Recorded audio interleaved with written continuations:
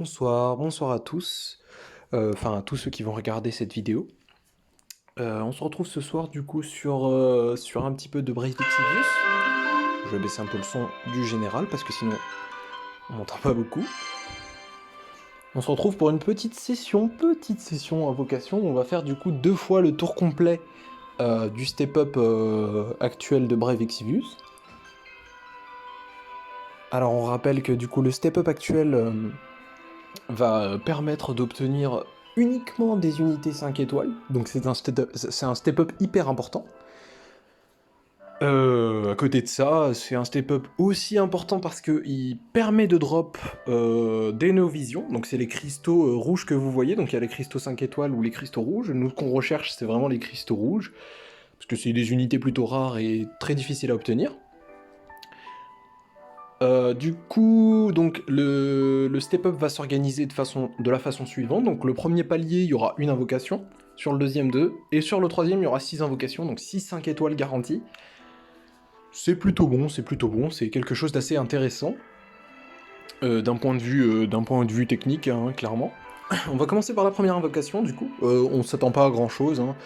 Un petit 5 étoiles qui fait plaisir, évidemment, ça ferait pas de mal, ça mange pas de pain. Obligé de faire le step-up ce soir, hein, parce que du coup demain le step-up est terminé.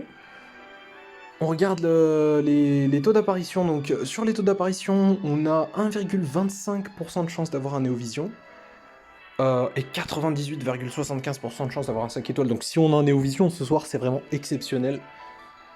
Mais sinon ça va être du 5 étoiles, du full 5 étoiles. Pourquoi le step-up est important aussi? Parce que à la fin on drop des tickets de sélectionneur du personnage 5 étoiles.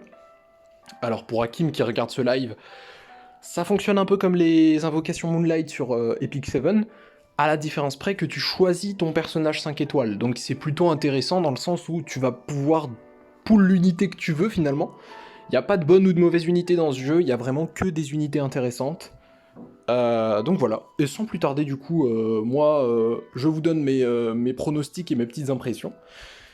Alors j'aimerais beaucoup avoir Cloud de FF7 Remake qui a 0,1% de chance de drop, donc c'est un peu la fin, hein. Rain Neovision me ferait pas de mal aussi, Fina et Daisy, les Anaïdes de plage me feraient plaisir. Et le Chevalier Oignon, il faut absolument pas que je le drop, parce que je l'ai déjà. Voilà, du coup on va pouvoir commencer le step-up, j'ai un peu farmé. Je vais laisser aussi de côté des cristaux parce que j'en ai besoin pour l'invocation de Sora et en général de tous les personnages de Final Fantasy, j'allais dire. Enfin oui, il y a un peu de Final Fantasy, mais surtout de Kingdom Hearts, qui arrive dans le prochain portail du coup. On commence, première invocation, c'est parti. Alors le cristaux s'en va. Et c'est un 5 étoiles, on s'y attendait un peu, hein. Pour une première invocation, c'est obligé hein, que ça tombe sur un 5 étoiles. C'est parti. Et c'est Barret de FF7 Remake, qui est une excellente unité, malheureusement pas de CG sur cette unité, sur le coup spécial, mais très bonne unité quand même, hein. Donc on valide la quête, vite fait. Tac, recevoir. Et voilà. Du coup, on va continuer sur le step-up directement. Donc voilà. Aussi, j'ai oublié de dire, pas de Seigneur Noctis parce que je vais le drop aussi sur le sélectionneur des portails, donc pas besoin de l'avoir. On part sur le deuxième. La hype est à son comble. 5 étoiles, on s'y attendait un peu.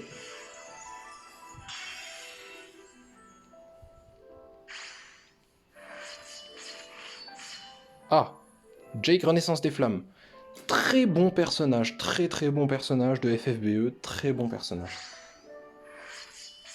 Ah, Squall, donc j'aurais pas le drop, c'est un très bon personnage aussi, 5 étoiles. Donc là, ça va se transformer 2 fois, j'imagine. Ouais. Ah oui, c'est le... c'est le MOG. C'est le MOG 50%, du coup c'est un objet qui est offert. On part sur le troisième palier du coup, et ensuite on refait l'invocation et ce sera tout bon.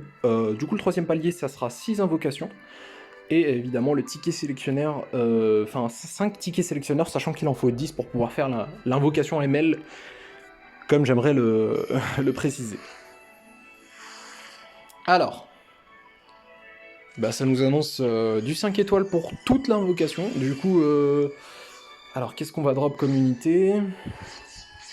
Dr. Hayden, ça ne m'intéresse pas, malheureusement.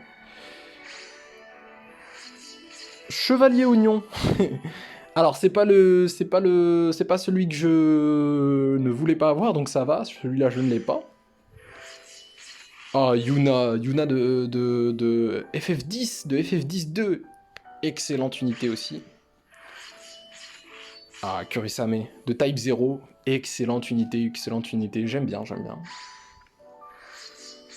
Ah, Rem, c'est une unité un peu sous-cotée, je vais pas vous mentir, et en plus, son ultimate n'est pas très utile, son limit break non plus, donc bon.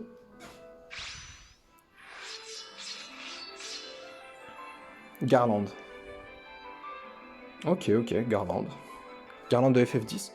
Donc, premier step-up intéressant, mais pas fameux. Après, c'est que des unités 5 étoiles, donc on va pas s'en plaindre. On part sur le second step-up, pardon, du coup, sur le deuxième tour. Donc, alors, on rappelle les stats. Absolument pas de Noctis, absolument pas Chevalier Oignon, sinon je prends absolument tout. Tout ce qui est du 5 étoiles, ça me va. Si évidemment je peux drop un petit rouge, ça me fait plaisir. Mais tant que c'est du arc-en-ciel, c'est nickel. De toute façon, ces invocations, c'est free win. Hein. Allez, c'est parti. Évidemment, 5 étoiles. Le taux de drop est minuscule. Hein. Minuscule pour le... Oh, Kirasame, le doublon. Zut alors. Ça, je le voulais pas spécialement, le doublon. Deuxième step-up. 5 étoiles.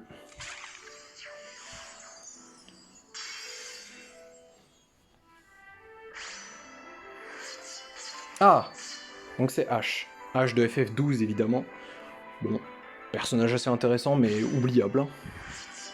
Oh là là là là là là!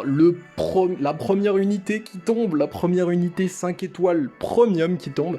Et c'est Elena, que je n'aurais pas à pull, du coup, sur le portail ML.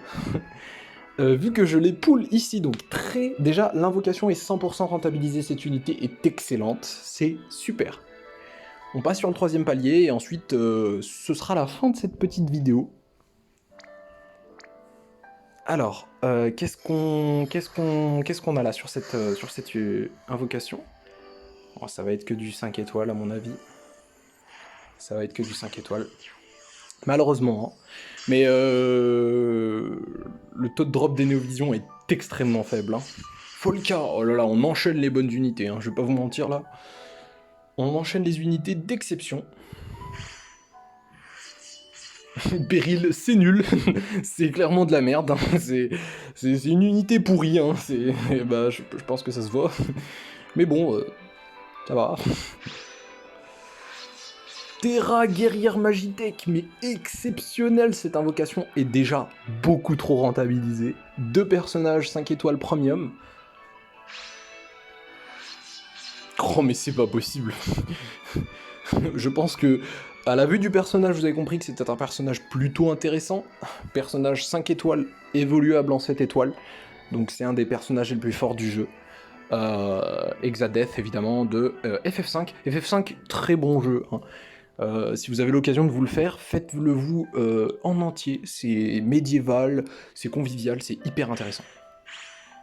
Bon, Jake en double. L'agent Olive de FFBE, allez, pourquoi pas. Et voilà, ça conclut du coup notre petit cycle. J'ai évidemment un ticket sélectionneur. Et voilà, j'ai terminé le palier.